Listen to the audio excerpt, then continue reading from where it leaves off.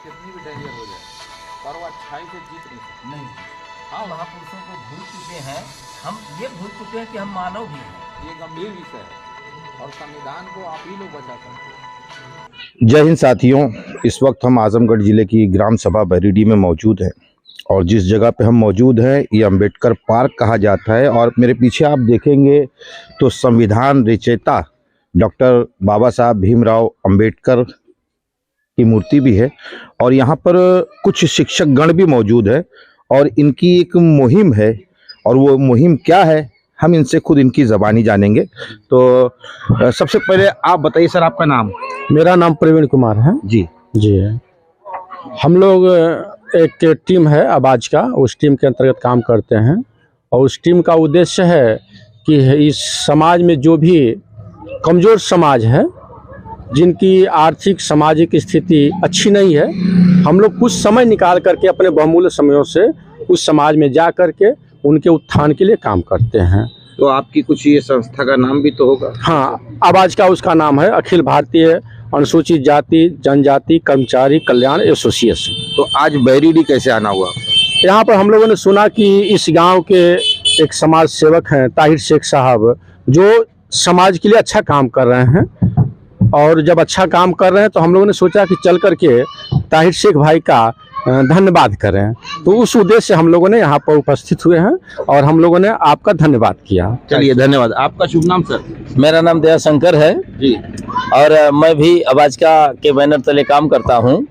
और जैसे ही हम लोगों को मालूम हुआ कि यहाँ पे जो विद्यालय चलता है ये माननीय कांसीराम साहब के नाम पे चल रहा है और गरीब और मजलूमों के बच्चों को शिक्षा देने के लिए यह खोला गया है, और जैसे हम लोगों को पता चला कि इसके विकास के लिए मोहम्मद ताहिर शेख जी कुछ योगदान दे रहे हैं, इसको बढ़ा रहे हैं, आगे बढ़ा रहे हैं, तो हम लोगों को ये सुन करके बड़ी खुशी हुई और उन्हें धन्यवाद ज्ञापित करने के लिए हम लोग यहाँ पे आए हुए हैं।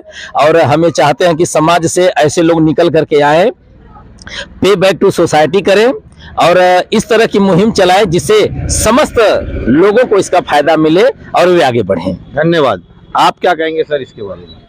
मैं भी जो है कि बहुत बहुत साधुवाद इनको धन्यवाद देता हूँ कि ये काम जो है कि बहुत होना चाहिए और सबको पे बैक टू सोसाइटी करना चाहिए। इससे क्या होता है, सामाजिक आर्थिक राजनीतिक उत्थान होता है। इसके लिए मैं ताहिर शेख को धन्यवाद देता हूँ। अच्छा, जैसा कि अभी हम देख रहे हैं कि शिक्षा एक कारोबार बन गया है। आज हर कोई ये सोचता है कि मैं अपने बच्चों को ऊंची शिक्षा दूं, है ना, लेकिन गरीब के बच्चे जो उतना पैसा नहीं भर सकते फीसों के नाम पे या ट्रैवलिंग्स की जो ट्रांसपोर्टिंग है उसके नाम पे, तो उसके बारे में क्या लोगों को नहीं सोचना चाहिए? क्यों नहीं सोचना चाहिए? सबको सोचना चाहिए। जैसे हमारे यहाँ पे हम खड़े हैं, डॉक्टर BR अम्बेडकर का जो स्टैचू लगा हुआ है, उनका यही मोटो था कि इस देश के जो है कि गरीब मुस्लिम तबके के जितने भी हैं सबको जो है कि ऐसा एक शिक्षा का उद्देश्य होना चाहिए कि सबको जो कि समान शिक्षा और शिक्षा का एकीकरण होना चाहिए। यहाँ लेकिन देखा जाता है कि पूरे भारत में कहीं CBSE बोर्ड है, कहीं UP बोर्ड है, जो पैसे वाले हैं तो अपने प्राइवेट स्कूलों में, और जो अक्सर देखा जाता है कि जो प्राइवेट स्कूल है उसमें गरीब बच्चों के, और ऐसा भी नहीं है कि गरीब बच्चे जहाँ पढ़ने जाते हैं वहाँ उस स्कूल में ऐसे टीचर होते हैं जबकि ट्रेंड टीचर होते हैं, लेकिन कहीं ना कहीं समाज जागरूक नहीं है जिससे वहाँ पे जो लापरवाही हो रही है। मैं चाहूँगा कि मैं समाज आपसे एक सवाल करूँगा। जैसे आपने कहा UPSC और CBSE, लेकिन मेरी एक चीज़ में समझ में नहीं आता, UP बोर्ड की तो किताबें सेम रहती है लेकिन CBSE की हर साल किताबें बदली होती है, तो क्या उनका हर साल नया इतिहास लिखा जाता है? देखिए, ऐसा है ना कि सरकार अपने हिसाब से उसमें सिलेबस डालती है। हमारे संविधान निर्माता का ये विचार नहीं था, उनका ये मैनिफेस्टो नहीं था, उनका यही था कि शिक्षा का समान एकीकरण हो पूरे भारत में, लेकिन ऐसा नहीं होता। जो भी सरकार आती है अपने हिसाब से उसमें सिलेबस चेंज कर देती है। यानी नहीं होना चाहिए। आप ये मानते हैं कि पढ़ेगा भारत तो बढ़ेगा भारत? वो तो स्वाभाविक है, जो भी पढ़ेगा वो भी बढ़ेगा। चलिए धन्यवाद आपका।